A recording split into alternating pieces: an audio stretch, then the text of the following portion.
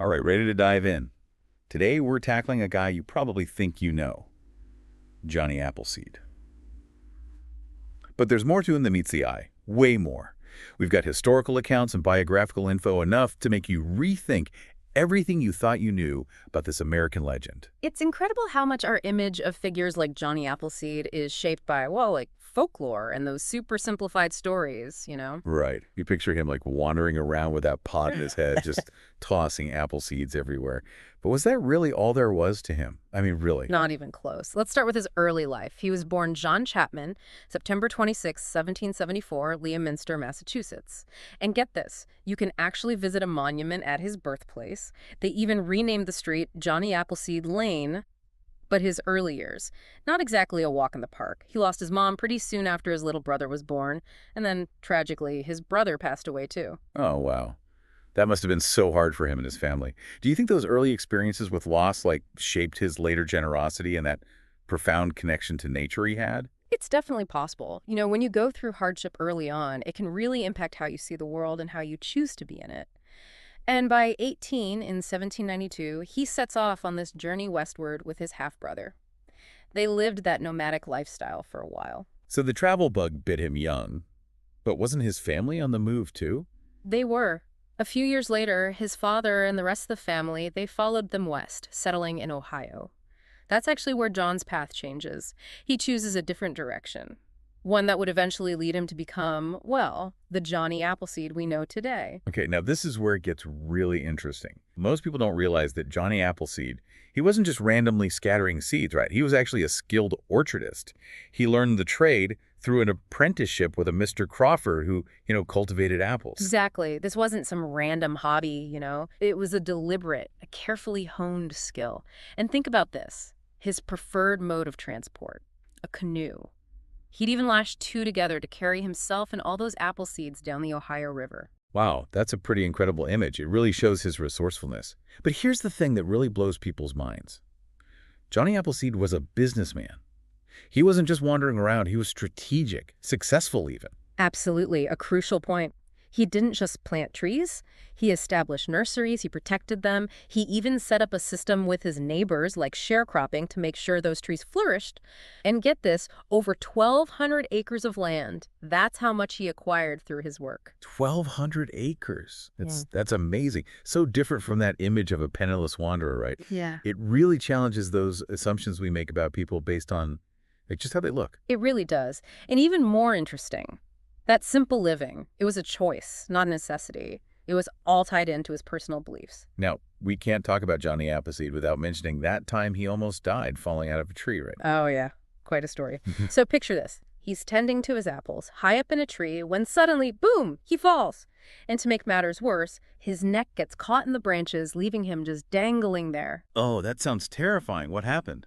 Thankfully, this 8-year-old boy, John White, he just happened to come across him and quickly cut the tree down, saving Chapman's life. Lucky for us, young John was in the right place at the right time. Right. It just goes to show, even though he lived a pretty solitary life, Johnny Appleseed often found help and kindness from others. It does. And it's a good reminder that even those who live solitary lives are connected to others in ways they may not even realize. Which brings us to another really fascinating part of Johnny Appleseed's life. His religious beliefs. He was a devout follower of the New Church, a spiritual movement based on the teachings of Emanuel Swedenborg. That's right. He spread those spiritual ideas just like he spread apple trees.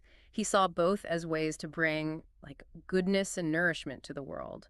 For Johnny Appleseed, those missions were completely intertwined. This adds so much depth to his story. It makes you wonder about his motivations, how his spiritual beliefs influenced his actions, And to really understand that, we got to look at that iconic image.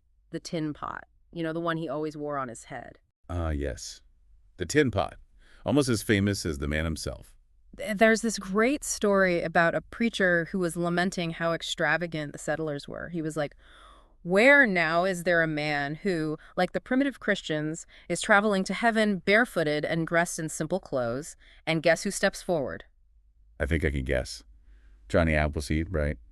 In all his simplicity. You got it. He walked right up, placed his bare foot on that makeshift pulpit, and said, here's your primitive Christian. People said he often wore old clothes given to him in exchange for trees, and that tin pot, it was his hat and his cooking pot. Talk about walking the walk, right? So it wasn't just for show. It was deeply connected to those new church beliefs. Yeah. It really makes you think about your own values and how they shape your life. Absolutely. He truly believed that enduring hardship here would lessen suffering in the afterlife, and that belief clearly guided a lot of his choices. He was a fascinating guy, wasn't he? Defied easy categorization. He was a savvy businessman, a devout spiritualist, and, as we're about to see, a remarkably compassionate person. He was. And his compassion wasn't just limited to people either. He was known for his kindness to animals, too. Oh, yeah. All those heartwarming stories. Like that time he refused to put out his campfire even though it was swarming with mosquitoes. I know, right? He couldn't bear to hurt them, even if it meant a night of discomfort for himself. Or how about the time he chose to sleep out in the snow rather than disturb a bear family that had taken shelter in a hollow log? His kindness really knew no bounds.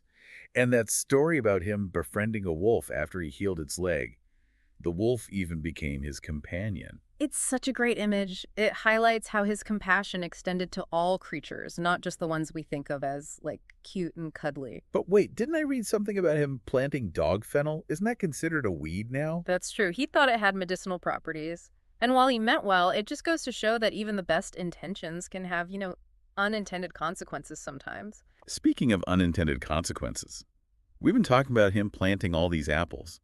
But here's a bombshell. Most of the apples he planted weren't the kind we eat today. You're exactly right. They were mostly for making cider, which was a huge deal back then. So he wasn't bringing sweet, juicy apples to the frontier. He was basically bringing booze. You could say that. The author Michael Pollan even compared him to Dionysus, the Greek god of wine and revelry. Oh, wow. Johnny Appleseed, the American Dionysus. It really changes how you think about him, doesn't it? It does, and it's a good reminder that historical figures are often much more complex and nuanced than the, simplified stories we hear about them. Well said. Sadly, every journey has to end. In 1845, Johnny Appleseed died near Fort Wayne, Indiana. And get this, he left behind a substantial estate, over 1,200 acres of valuable nurseries and multiple plots of land. Way more successful than people realize. Which makes his choice to live so simply even more interesting, don't you think? Yeah, definitely. It speaks volumes about his values and his commitment to a life of purpose. But before we jump into his legacy and lasting impact, let's just take a moment and absorb all this. It's clear that Johnny Appleseed was a man of many layers. He was a true original.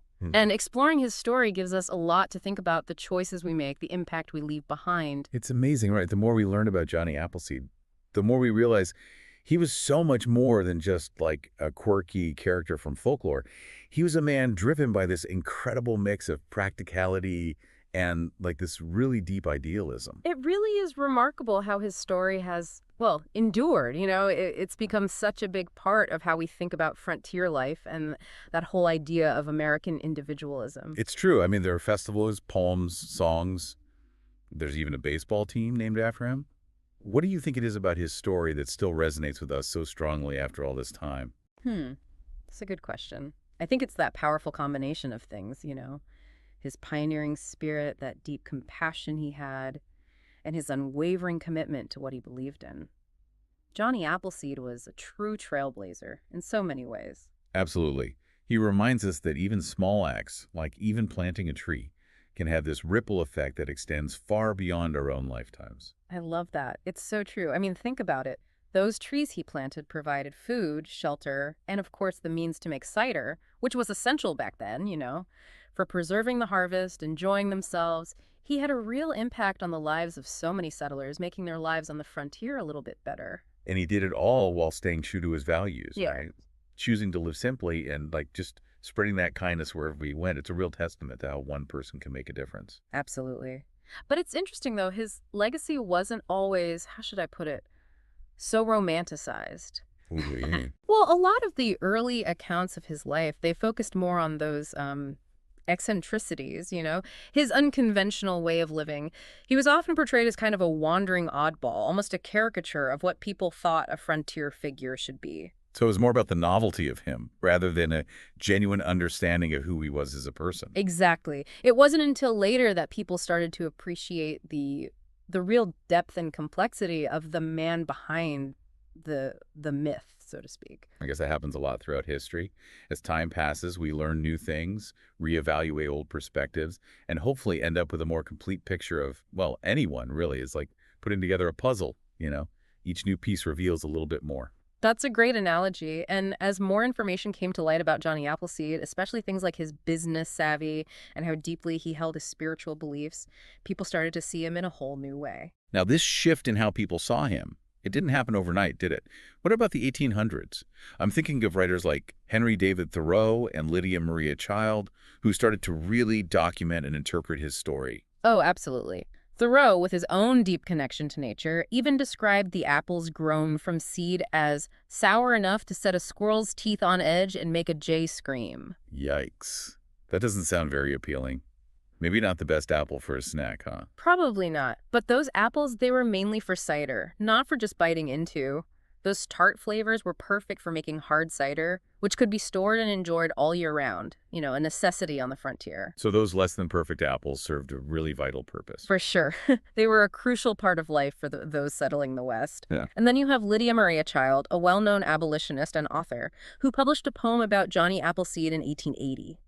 She paints this powerful picture of him as this visionary working for future years, someone who understood the long-term impact of what he was doing. It really captures his forward-thinking approach, doesn't it? He wasn't just planting trees for himself. He was planting them for generations to come, for communities he might never even meet. It speaks to his selflessness and his incredible vision. And as we move into the 20th century, it feels like his story really takes off, inspiring artists, musicians, even filmmakers, right? Right. You have figures like the poet Vachel Lindsay. He wrote these amazing poems that captured Johnny Appleseed's, whimsical side and his connection to the American landscape. And those poems, they even led to musical compositions. So his story started spreading through song as well. And then, of course, we can't forget about the Disney movie. Oh, the classic. Back in 1948, Disney came out with Melody Time, and it included this animated segment all about the legend of Johnny Appleseed. It introduced him to a whole new generation of kids, solidifying his place in American culture, I'd say. It's amazing how his legacy has just transcended time and artistic mediums. It's constantly finding new ways to be told and retold. And it's not just limited to art and entertainment either, right? Yeah, no, not at all. There are festivals, museums, historical sites, all dedicated to keeping his memory alive and celebrating how much he contributed to American culture. You mentioned those Johnny Appleseed festivals earlier. Can you tell us more about them? Sure. They're a fun way to experience a bit of history. One of the biggest ones is held every year in Fort Wayne, Indiana, where he spent his final years. It's this huge weekend-long event with live music, crafts, and, well, tons of apples. Sounds like a blast. I'm going to have to add that to my list. Hmm. What about the museums? What kind of things do they have on display? Well, the Johnny Appleseed Museum in Urbana, Ohio, it's like a gold mine of information. They have original documents, some of his personal belongings, and even trees that are believed to be descended from the ones he planted. Really? That's incredible. To think you could be standing next to a tree with a direct link back to Johnny Appleseed himself, that's pretty amazing. It really is something. And the museum also has these great exhibits that explore his life in detail, going into his personal beliefs and the impact he had on American culture. It sounds like a must-see for anyone who wants to learn more about the man behind the legend. Absolutely. As we've been talking about his legacy and how it's lived on, I've been thinking about the paradoxical nature of Johnny Appleseed. Oh, I see what you mean. Mhm. He was this blend of contrasting qualities, wasn't he? Deeply spiritual, yet practical. A solitary wanderer who also created a sense of community wherever he went. Exactly. And he was a man of simple means who achieved remarkable success. It's those contradictions, those complexities that make him so compelling. He really was one of a kind, a true pioneer, doing things his own way and leaving this incredible mark on the world. Well said. He challenges us to look beyond those initial judgments we make and embrace those complexities we all have. We've covered a lot today. His early life, his business sense, his spiritual beliefs, his compassion, his lasting impact on American culture. It has been quite a journey. But there's one key piece we haven't talked about yet. The apples. Ah, right. We can't forget about the fruit that's at the very heart of his story. What types of apples did he actually plant? And what happened to them? Those are the questions we'll be tackling in our final segment. So stay tuned, everyone. We'll be right back to uncover the truth about Johnny Appleseed's apples. Welcome back, everybody. We're in the home stretch now of our deep dive into Johnny Appleseed. And finally, the question I'm sure you've all been wondering about. What about the apples? Time to get to the core of the matter, literally. Right. We've talked about his life, his beliefs, what he left behind, but we haven't really dug into those apples that made him so famous. So what kinds of apples was he planting? Were they the juicy, sweet ones we eat today? That's where things take a bit of a turn. Remember how we talked about most of what he planted was meant for cider? That's a big hint right there. Yeah. See, most of those apples, they weren't those picture-perfect sweet varieties we're used to. They were smaller, a lot more tart, better for pressing into cider. So not exactly what you'd grab at the supermarket today. Nope, not really. And remember, he was planting from seed, not grafting. So there was tons of variety, and a lot of those apples wouldn't have been that great for just eating. Like how Thoreau said somewhere, sour enough to set a squirrel's teeth on edge, remember? Oh, yeah, I remember that. I'll stick with my modern apples. But back then, cider was super important, right? So those tart apples, they actually had a big role to play. Huge! Cider was how they preserved the harvest, created a drink they could store, and, well, added a little fun to life on the frontier. Makes sense. Those not-so-tasty apples were still really valuable. Exactly. And some historians, they even say that by bringing apples to the frontier, Johnny Appleseed was basically spreading the way to make alcohol, almost like a figure from those old Greek myths. There's that image again, Johnny Appleseed, the American Dionysus. It's a really interesting idea, though. Like, even simple actions can have these complex, unexpected outcomes. For sure. And speaking of unexpected, here's something else. For all the stories about his apples, there's actually no record of Johnny Appleseed having a favorite kind of apple. Really? Mhm. That's surprising.